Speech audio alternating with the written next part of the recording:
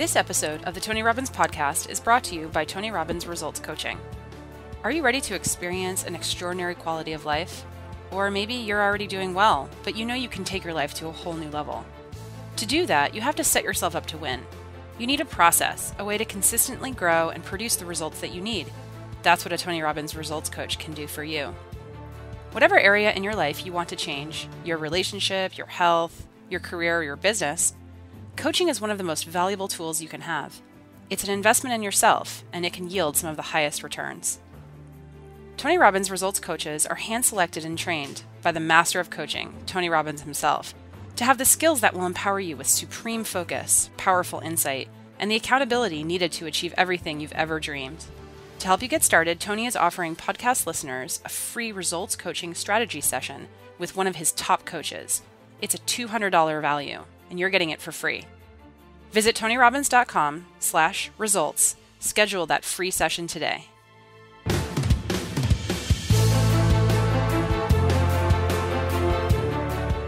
Think about the last time you spoke in public. How did you feel? Confident? Eloquent? Or did your nerves get the best of you and end up dampening the efficacy of your message? What about a pitch you gave to a potential investor? How did that go? Or maybe it was a presentation to your colleagues during an all-hands meeting. Was it what you'd hoped it would be? Or more importantly, did it achieve the result on them that you wanted it to? There are so many instances and situations we find ourselves in that could potentially be great opportunities for growth and expansion, but we end up fumbling and not living up to our potential. Why is that? And what could we do to execute when it matters the most? Today, I'm sitting down with performance coach and advisor Todd Herman, who has worked with Olympic athletes, business executives, and billionaires, helping them to find the tools and skills they need to reach new levels of greatness. Todd and I are going to dig into the power of alter egos, or what he refers to as secret identities, and how they allow us to magnify certain parts of our personality when we need it the most. Because we do have the capacity to create who we want to be in any situation, and we have the potential to reach any and all of our goals, as long as we learn how to get out of our own way. Hey Todd, welcome to the podcast. Thank you so much for having me. Cool. So I wanted to start with a fascinating concept.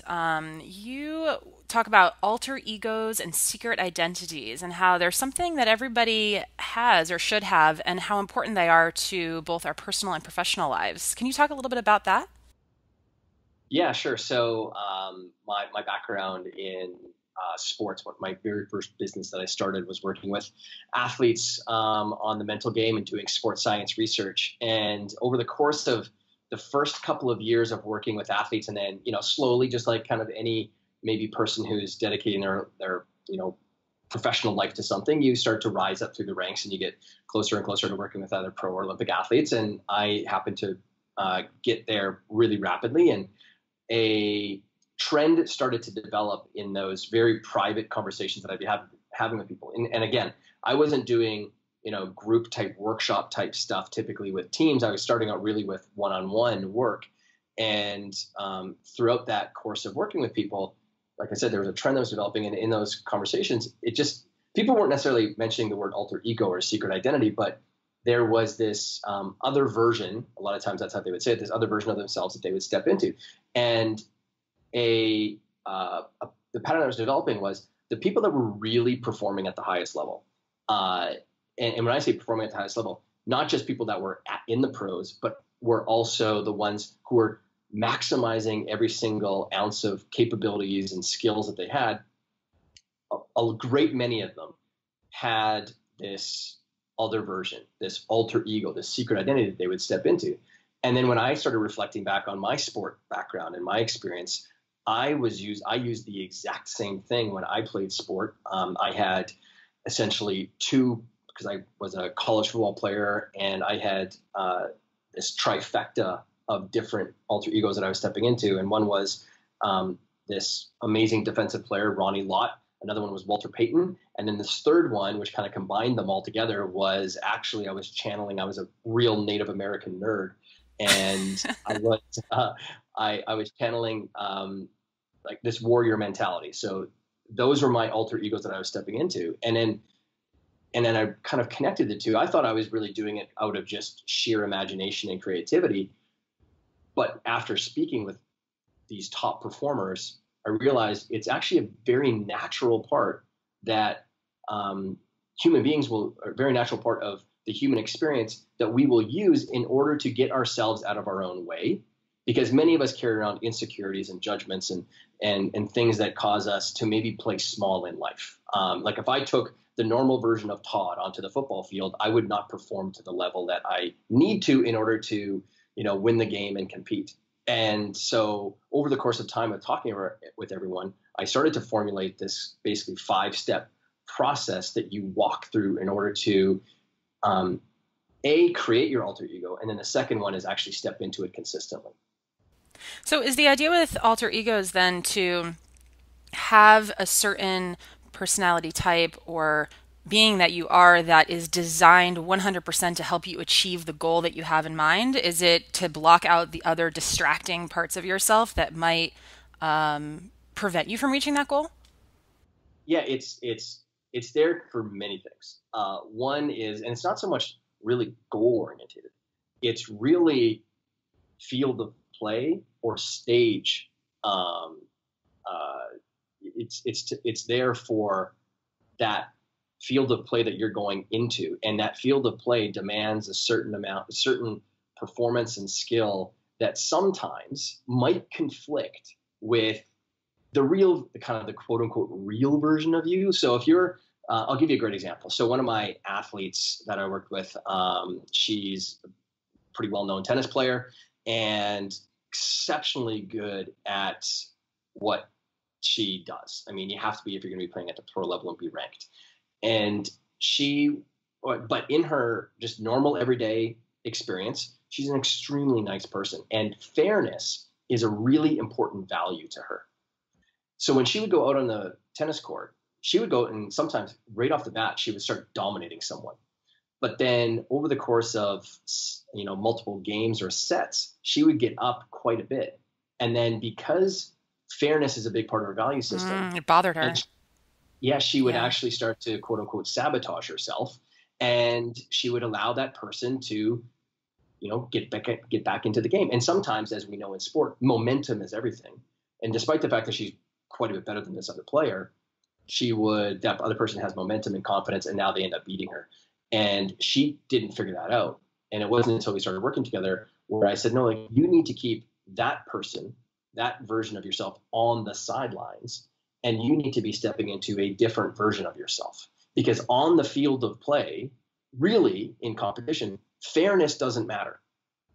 Not in the context, like fairness in that, yes, you can have sportsmanship and things like that, but fairness in that you need to allow that person to get a certain amount of points so that they're not humiliated, that has no place in real sport and competition. Yeah, and that is a quality that on another field of play is extremely important. Extremely important, exactly. And so crafting this other version of herself so that she could go out and truly perform to her capabilities started to allow her to really get the results that she knew deep down she had the capacity to create. But internally, she was stopping herself because of this, really understanding the field of play that you're going on and what is needed to compete or to win at it or to do well at it or perform. She was sort of counteracting it with, some of her base values. Yeah. So what is, how do we find our secret identity? Do you start by identifying first those fields of play? What's a little bit of the process? Yeah. So I'll run through the kind of the 5 steps just really, really kind of quickly for people. But the first step is what I call like the personal limiter analysis. And this is just a process where you're taking a good, hard diagnostic look at yourself and you're saying, okay, well, where do I limit myself? And how in the way that I'm limiting myself in my profession. So if my profession is getting out and getting in front of people, and I avoid doing, if you're in sales, I avoid doing cold calls or I avoid going out to networking events, that is limiting you from getting your value out into the world. So that's just like one quick example, but what are all those ways that you're limiting yourself? How are you hiding possibly on your field of play? And so we just create a list of those things. And then the next step is what I call then the talent magnifier. Okay, so when you take a look at the people that you really respect, possibly, and in your field, what are their qualities that you respect about them, or what are the talents or the qualities that are needed in order for you to be successful at what it is that you're going out to do? So a basketball player's talents and skills would look different than a hockey player's, just like it would be if you're a venture capitalist here in New York City would look different than someone who is a real estate professional in San Diego. So what are all those talents and skills that are needed in order for you to be successful at that? And just, again, listing those out, and then also seeing if you can find them in other people.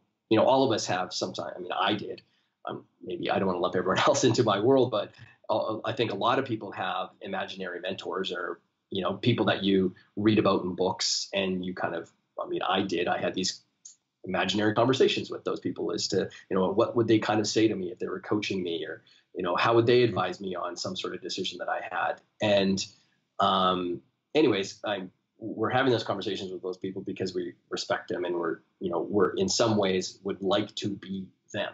So identifying and finding those talents, and then also finding the talents within yourself, because a big part of the alter ego isn't about being fake. This is not about being fake at all. Because the reality is, and I asked you this question too, before we were on air, when you think about Clark Kent and Superman, who is the alter ego? Who is the secret identity?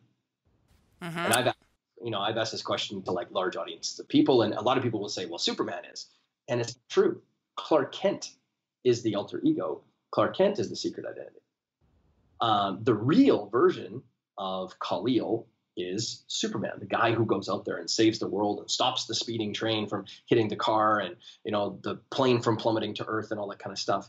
And so, and my argument in life is that most of us are supermen or superwomen, but we walk around in these disguises of Clark Kents so that we're accepted. Because the only reason he's Clark Kent is so that he would be accepted by society, so that he wouldn't be ostracized, so that he could walk among the mere mortals, type of thing. Sure. Well, I think something though with Superman is that he can surface because he's needed, right? So if there's a sense of urgency that self has to be present, then he'll come out. But a lot of people don't have this sense of urgency or this idea that they need to be that person. Yeah, well, I would argue that they do. They might not have the clear sense of urgency, but I think they have a rotting sense of urgency. Yeah. There's these parts of themselves that are really eating away at a great many people's self-esteem and self-confidence. And I'm not talking about just just average people.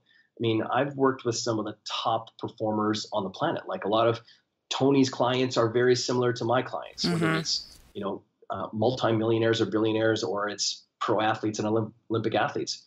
They're ambitious people, and they come to us because they're looking for what's that one extra little percentage point.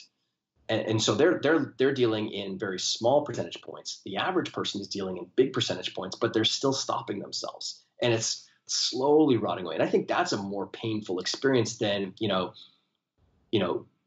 what is it? The death of 1,000 paper cuts is kind of most people's experience on life. And so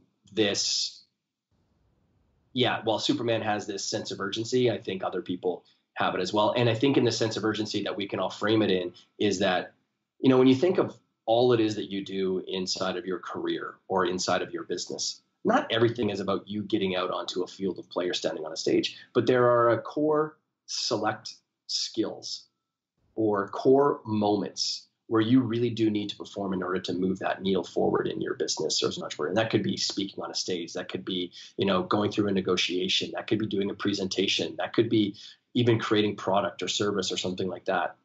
Those don't take up your entire day, but they are critical moments in a day or in a week that if you did have a more magnified version of your talents come out, you are going to get a way better result. And I've just done this for coming up on 16 years working with the alter ego concept. I've seen people transform in a day. It's truly amazing when you embrace a concept and you run with it. Yeah. So, What was one of the, I'd love to hear one of those examples of somebody who just had a really dramatic change in a very short period of time. yeah, sure. So, well, if I go back, I'll just round it off with the tennis player. So after we even had our first conversation around this, there was something that clicked in her head, and it does for a lot of people that I've talked to. That I don't even work with I haven't even worked with one-on-one to walk them through this process, but even in presentations that I've done, and it's that we don't forget that when we were children, we were naturally doing this. We had phenomenal imaginations and an ability to step into these fantasy worlds in our head and play out a role and not do it without worry, and do it without the worry of judgment and criticism. And what this does is it taps back into the playful nature that all of us truly do have. And for her, that's exactly what it was. And then when we sort of walked through and talked about the rest of the process, she found her, quote unquote origin profile, which is the third step of, what her backstory, what the kind of alter ego's backstory, just like Khalil or Superman has a backstory, adding some depth and some color to the alter ego, and where it came from is an extremely healthy part of it. And even from a neuroscience perspective, when you think of bits and bytes and data and features and advantages on a product, that's all just almost bullet pointed information. People are moved by emotion. So putting a backstory, because you already have a backstory, like Anna you have a backstory you carried around with you every single day. Sure, we all do.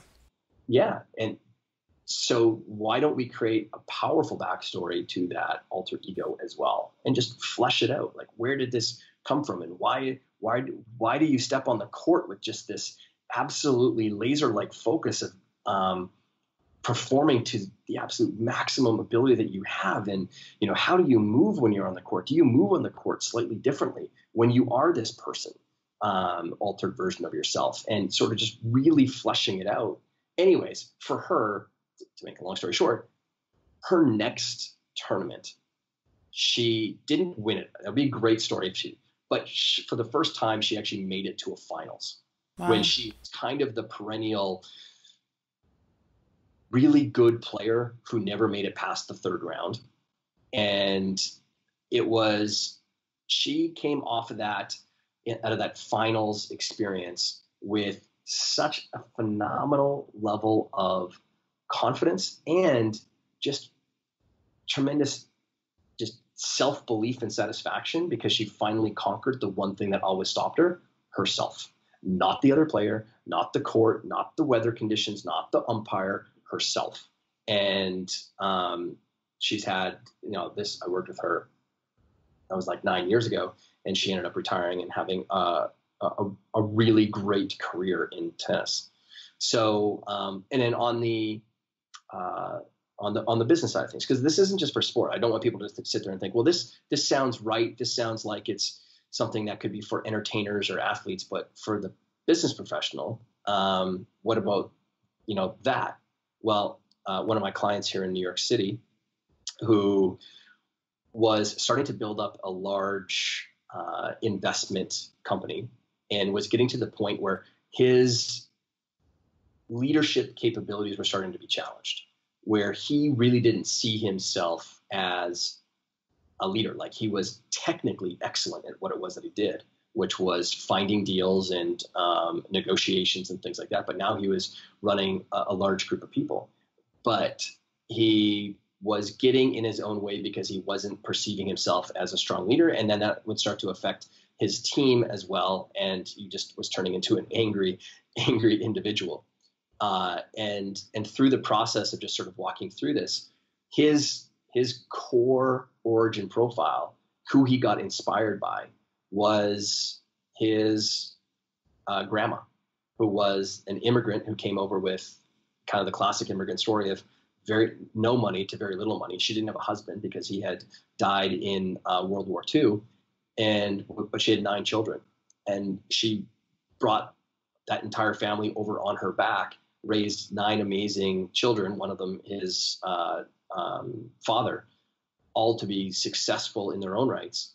And he just saw her as this like iron rod up her back who would just not allow any circumstance to dissuade her from the vision that she had for her family. And so when we were just walking through this process, for him, he has a photo of his grandmother on his desk, and every single day he connects with that sort of spirit, which he knows lives inside of himself. And anytime he's going into and making a leadership type decision, he just takes a moment to connect with that and then steps into it with that as his sort of emotional arsenal to kind of get past his own, shortcomings that he had. And now, and just like I say with all people that use an alter ego, there comes a point in time where you don't need it anymore. It helped you get past that point where you were typically the one that was getting in your way, and then you don't need it anymore, which is great because you've now embodied it. It's a very natural part of who you are. Mm. Is that part of the fourth step, sort of putting it back when you're done with it, or is there something different? Well, I mean, I don't actually have it a part of my steps necessarily where the sixth step is, you don't need it anymore. Yeah. I sort of leave that in the individual's hands because when that moment happens. Sure. And honestly, you don't even know when the moment is. There comes a point in time where you've been doing it so naturally for about 6 months or a year or several years, and you're like, wow, I don't need this thing anymore. And there's a reason why I say this, because the fourth step is using something that I call the artifact enhancer. And that is using something that you either wear. For me, actually, you use a pair of glasses. It could be a ring that you put on. It could be a bracelet. Wonder Woman has a bracelet that she puts on. Superheroes, they use, masks. Batman wears a mask. So it's something physical that you can put on. Or it can be something that's just on your person type of thing. I know I've got a client of mine who has a polished rock that he has had for a long time that he carries around in his pocket that is from his grandparents' farm and ranch, where he went to it. And again, another person who is extremely connected to his grandparents because of the type of people that they were, but he carries around that as a reminder and as a trigger that he uses. Or there's something in your physical environment. Some athletes, it's being triggered by when you go and step on your field, or the court. So it's either something you wear, something you have with you, or something that you have in your environment that's going to allow you to step into this alter ego. And yours are your glasses? What do they do for you? Because I tell people this, and there's a nuance to this. You don't go around and share with other people that you've got an alter ego. This is a very private, personal thing, and so I'm going to pull back the curtains on myself because I'm the person who talks about this, which is and I'm fine with doing it. But my glasses that I wear in business, they're fake glasses. I've got 20/15 vision. I've got perfect eyesight. I started out in business when I started my sports performance company when I was 22. I looked like I was 13, and had this massive insecurity about I'm 22 and I'm getting in front of people talking about peak performance and getting into the building the triune athlete, the mentally, emotionally, and physically tough athlete. And yet, I look like I should still be in grade 9 or something. And so I had this insecurity around whether people were even going to listen to me. But because I had already worked with alter egos in sport, I started to think about how I could leverage that in business as well. And when I was growing up in my small little rural town in Western Canada, in the farm community that I was in my grade was this guy, Mark, and he was brilliant. He was super smart, and he happened to have glasses. In my sister's grade, who's a year behind me, she had someone in her grade who was also exceptionally smart, James, and he had glasses. So I started to adopt, and we all do this, I started to adopt at a young age that people who wear glasses are smart, right? Or they look smart, and all that stuff that comes with it. It's like, well, if I just look smart, maybe people will believe me. So I used it as a tool, right? And so I went out to a eyewear shop and I bought a pair of fake glasses. And I remember going in there because nowadays people wearing glasses as a fashion accessory is very common. Back then it was. So when I went into the lens crafter shop and bought the glasses. And they said, well, what's your prescription? I said, oh, I don't have a prescription. They looked at me like I was absolutely Crazy. Yep, I can imagine. contact lenses started to become way more popular, and people are trying to stop wearing glasses. And here I am coming in and putting them on.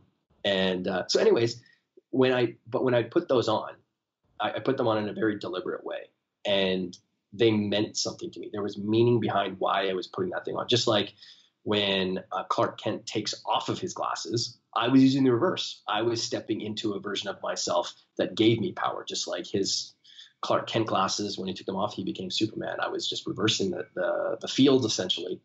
But it was all those things that I knew that I didn't quite have at the time. I didn't have a lot of confidence. I wasn't very decisive, and I wasn't really articulate with my messaging. Well, when I put on those glasses, I was stepping into a person that was confident, decisive, and articulate. And I would sit there and I would practice that over and over and over again, getting the feeling of what it's like to be confident. And I would borrow that confidence from the other things that I knew I was already confident in.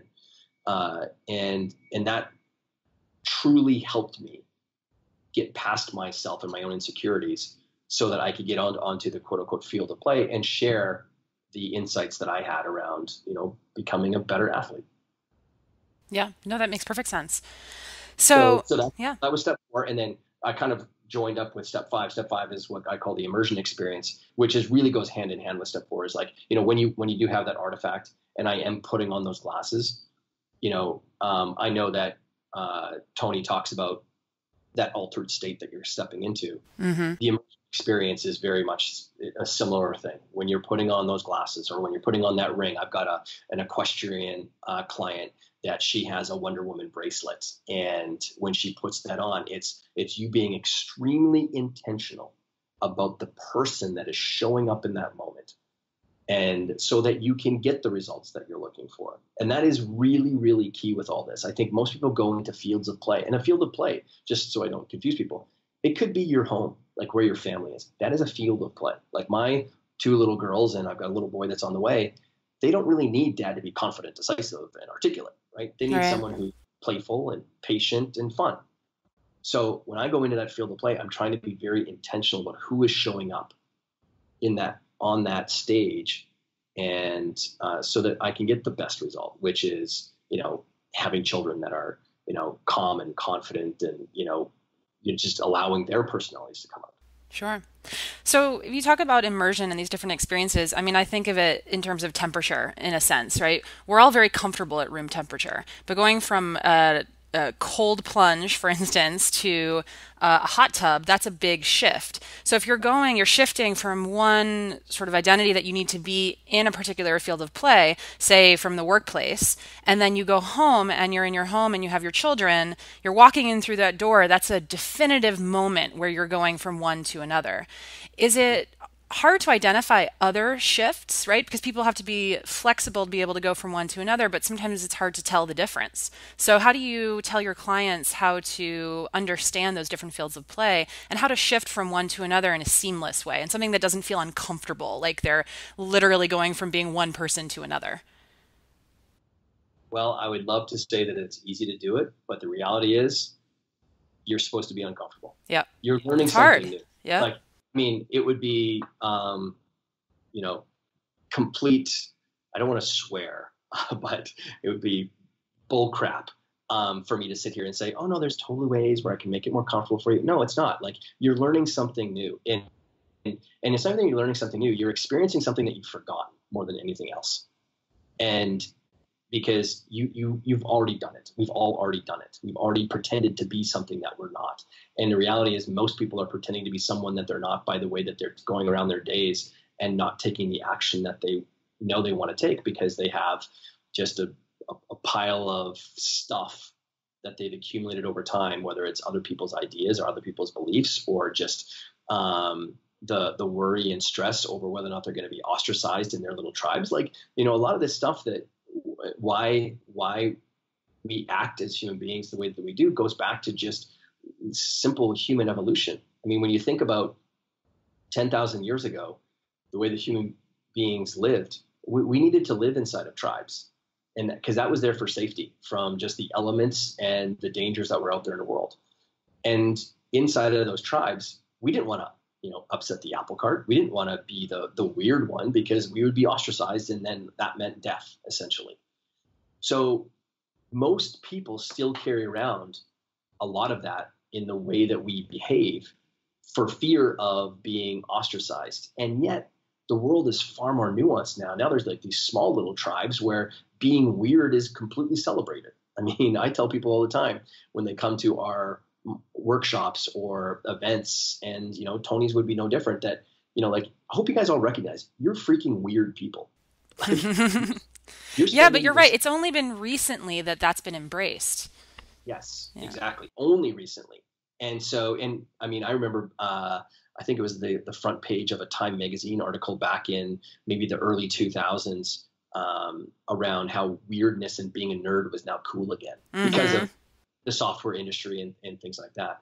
But sorry, kind of going a little bit off tangent, but back to your point. No, like it is about being uncomfortable, but over the course of time, you're going to start to get the results that you truly want. Like, I want to step into a stage that is my family life, where there is a ton of laughter, and there is just a lot of fun that's happening. And I get to witness and see a lot of like growth and exploration and new experiences for my kids. And I don't want to dominate them, though, and the personality and the way that I am in business would end up dominating them. I don't need to be a dominating father. I see this a lot because I've done a lot of work with Navy SEALs, Army Rangers and whatnot, where they typically come off of their field of play and they carry that into the home. How many stories have you heard from people saying, "Oh, I grew up, my dad was a captain in the Army, and everything was like, strict rules, this, and this." And there's a lot of value in having a lot of structure in a home, but you don't need a drill sergeant to come home and be a drill sergeant with the kids, right? Like, it's understanding that there are nuances to your life, and then designing the version of yourself that you want to be showing up in each of them. This is one of the great things that makes us humans. We have the capacity to design things. We have the capacity to create who it is that we want. I want to create a nuanced individual because I am nuanced. And you're already, like, people are already showing up in different ways. When you went home for the holidays, I bet it was a different Anna than is around her friends when you go out and have a drink or go bowling or whatever the case is, right? Sure. We all take parts of ourselves, and in certain situations, we start to magnify a part of our personality. That's what this alter ego factor secret identity philosophy is about, is just you already are doing it. Now let's just be way more intentional about the person that we're creating so that we can truly get the results that we're looking for. Yep. Yeah, and I love the fact that you bring up the idea that a lot of your clients are using artifacts from the past that are tied to, their childhood or people they admired when they were younger, because that's something that we're so transient nowadays, right? And we shift so quickly from our hometown to university, to our first job, second job. We're just moving around constantly. And a lot of people have, I've been to weddings, for instance, where nobody knows each other because the bride and groom have been through so many different stages of life. And they've lived all over the place. And so they have friends and identities from each of those time periods.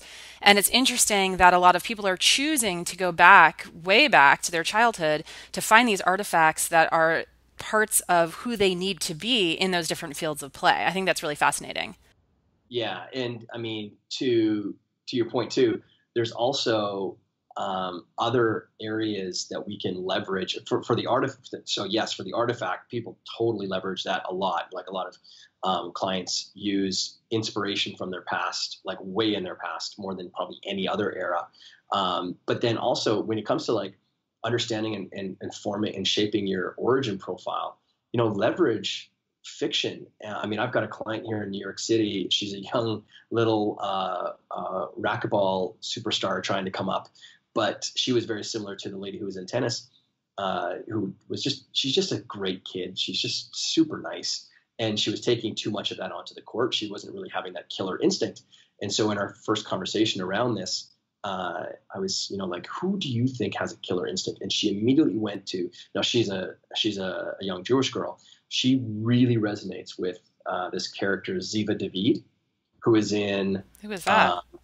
Ziva David is an actress, or is a character in, it's not CSI, but it's one of those kind of crime shows. Mm-hmm. Yep. Kind of in New York City. Anyways, Ziva David is a badass former Israeli operative who knows Krav Maga and is just she's a powerful, strong woman, and that's who she steps into. That's who her alter ego really is actually Ziva David, and that's what she calls herself on the court, is Ziva.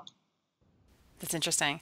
So I have a question about the, how does this translate over into the business world? And I know there are a lot of ways that we've talked about the identity that you step into in the business field of play and how that helps you, right? But is there a parallel, right? So if you have different identities to different people in different fields of play, because you necessarily have to, on the business side, so let's say if a business were a person, right? There's been so much emphasis around building a business and a brand identity and how important it is to be consistent to every single one of your customers. Every single touch point, you want to be consistent and you want to be very clear about who you are as a brand. Do you think that there's a possibility that businesses themselves need to be adaptable to meet the needs of their various consumers in the same way that individuals do? And if so, how would you go about doing that? Okay, so I just want to make sure I got the question right. So, sure.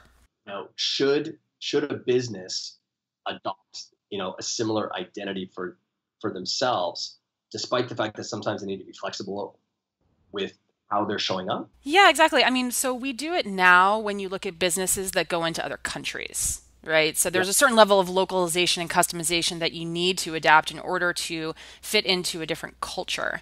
But is there something, even on a micro level, that you've seen businesses do or you think businesses should be doing in order to be adaptable and be flexible instead of being stuck to their brand guidelines or the way that they communicate with their customers or the products that they have currently?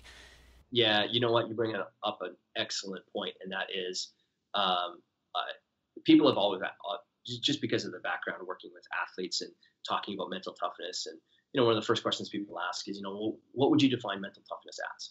And this is going to loop back around to the question itself. Mm-hmm. And I would say, well, mental toughness is your ability to be flexible and adaptable despite what the circumstances around you and situations are giving you.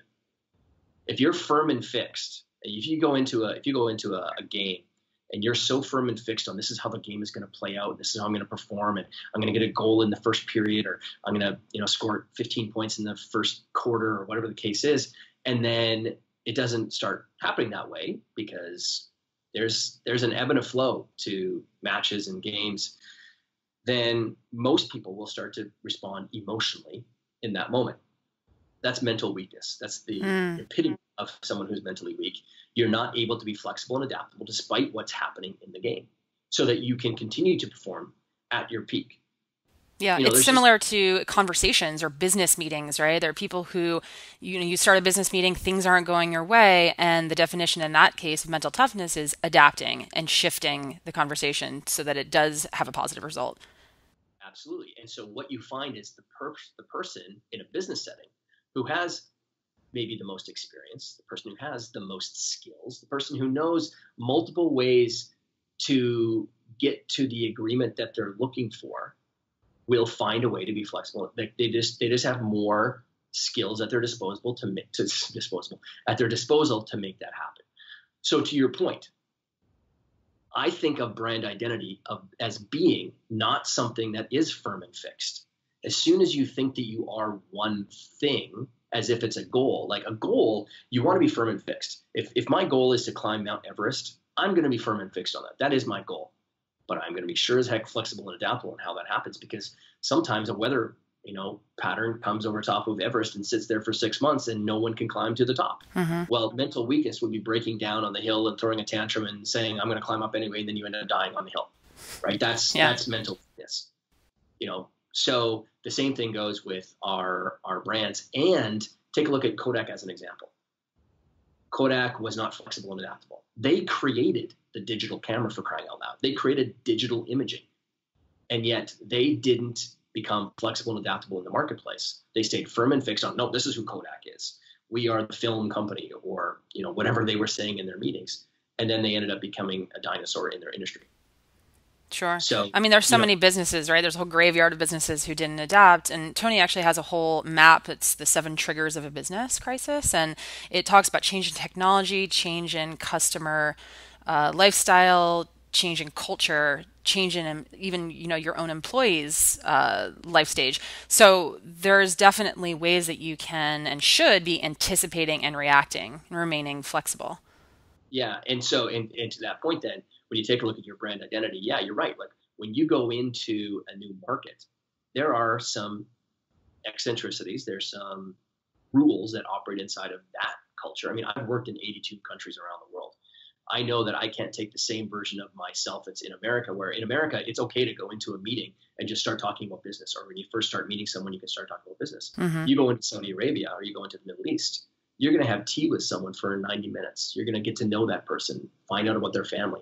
That's not the culture. And in fact, it would put someone off in that culture if you tried to operate that way, right? There's nuance to this stuff. So, yeah, to your point, I think that people in the business sense can absolutely adopt this, but then make sure that there is flexibility and adaptability built into it. Yeah. So, Todd, I wanted to ask you, because you just mentioned you've been in 82 different countries and you definitely have a full plate between clients and public speaking. Where do you get not the energy to do the work you do, because that's like a physical thing, but what drives you, right? What's your purpose? What really, as Tony would say, what lights you up? What's your purpose for all the work that you do? Good question. So I'll go back on the physical energy thing. I actually think that a lot of what motivates me, or I get so much mental and emotional energy out of it. Like that's probably more real energy than the physical stuff is, because even interviews like this. I mean, you get to meet and talk about interesting things and meet interesting people. So I'm motivated very much by two things. One is my family name. My family has a very thorough what's called a family Bible. We have our history traced back almost 1,000 years, and that's on my mom's side. Wow. So about 12, I think it's 1156. And I'm just fascinated by where my family has come from. And what carries me forward is the idea of legacy. I want to, whatever impact I can make on the family name, make it something that's better than what it was before. So some people say, I want to leave the world, slightly better than when I came here, type of thing. Mm-hmm. I make it a little bit more personal, because the world is a really big concept. And I happen to be one of those people who's very fortunate to have a great family. So I want to make our family name more memorable. And that could be in someone has one interaction with me, and they, maybe they don't forget that interaction, and it leaves an indelible impression on them. That's what motivates me to, be better every single day than I was the day before. And then the second thing that motivates me tremendously is just people in general. I love finding out more about how people tick, what causes them to do what it is that they do, and especially those, and actually at the polar ends of the equation, those that have really struggled. What is it that they're doing that's causing them to struggle? What in their past, those types of things, and then those people who are succeeding, whether they're doing it naturally or unnaturally. What is it that makes them tick as well? I'm just fascinated by that experience. Yeah. Is there anybody, and this is a bit of a bizarre question, but you did mention your family goes back pretty far. So I'm thinking about, past eras, and the world we live in today is full of very ambitious people who have access to people like you, to podcast and information, and they can really, even if they're high achievers, they can, like you said, make incremental changes to achieve even more. Is there anybody from like history or from the past or different eras that you think, a former version of yourself, or if you could go back and help that person, you think would make a huge impact? If I could go back in time. I know it's such a cliche interview question, right? But you just got me thinking, because you were talking about your family. Yeah. Yeah, it challenges. You know what? So my grandfather, my mom's mom, my papa, He was one of the first athletes in the 1920s to ever be drafted into the NHL and Major League Baseball. Wow. And So back in the day when people didn't focus on one sport since they can walk. yeah, exactly. And so he was just a really amazing athlete. And he packed up his bags and he was coming to, I think he was coming to New York for the tryouts with the Yankees. And this is coming from Canada. And he got to this, he walked out the front door and he got to the sidewalk. And then he looked back and he had just married my Nana. And he looked back and he walked straight back, put down his bag and said, "I can't leave you."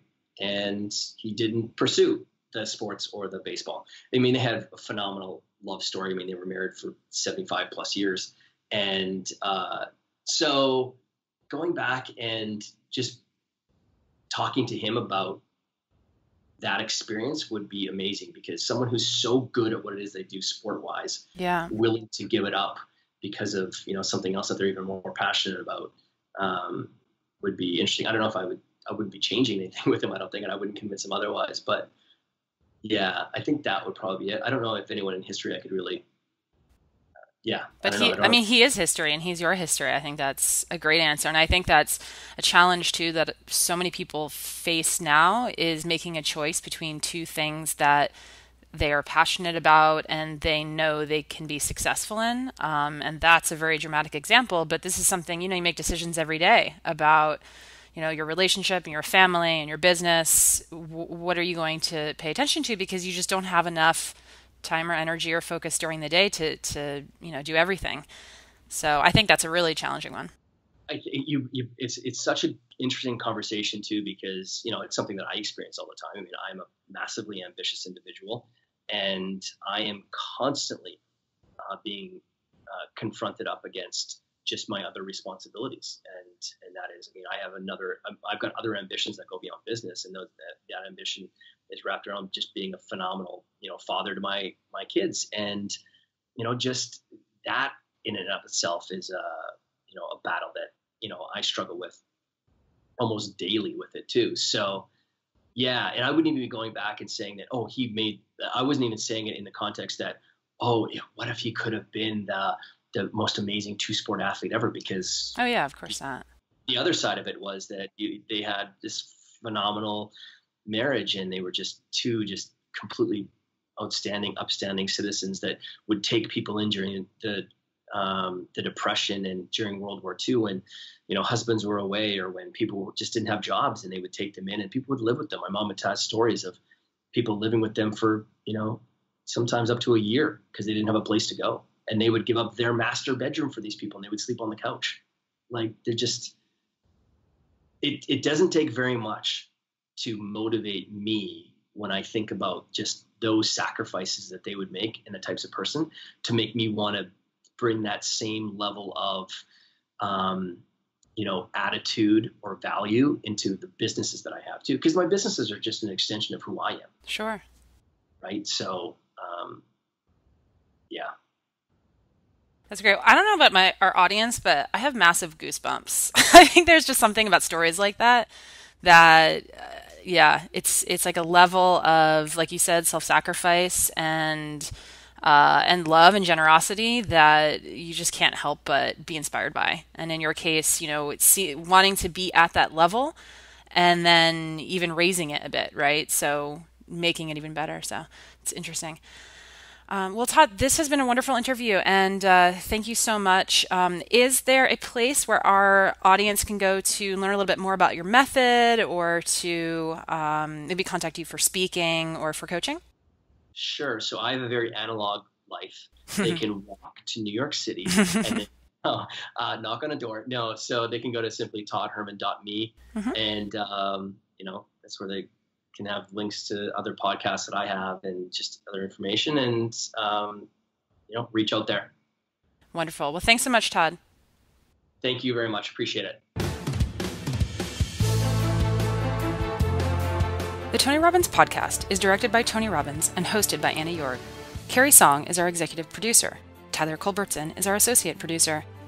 Jamie Carvajal and Adriel De La Torre are our digital editors. Special thanks to Diane Adcock and Mary Buckheit for their creative review. Copyright Robbins Research International.